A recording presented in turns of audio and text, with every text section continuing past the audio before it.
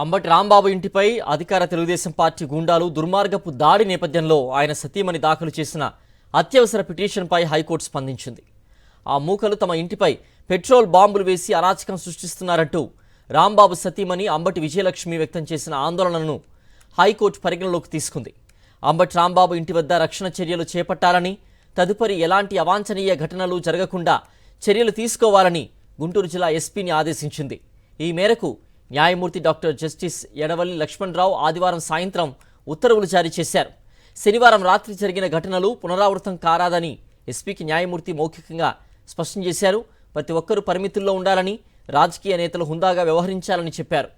పోలీసుల బాధ్యత శాంతి భద్రతల్ని పరిరక్షించడమే కాదని, సమాజంలో శాంతి సామరస్యాలు ఉండేలా చూడాల్సిన బాధ్యత కూడా వారిపైనే ఉందని అన్నారు.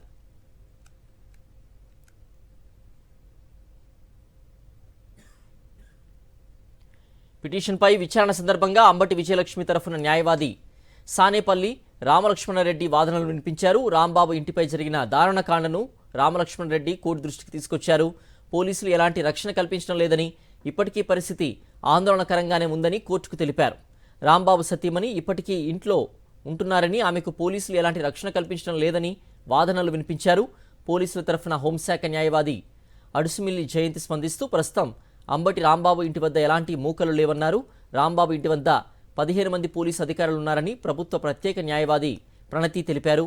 రాంబాబు ఇంటి వద్ద మళ్లీ ఎలాంటి అవాంఛనీయ ఘటనలు జరగకుండా చర్యలు తీసుకోవాలని ఎస్పీకి స్పష్టం చేస్తూ న్యాయమూర్తి వ్యాజ్యాన్ని పరిష్కరించారు.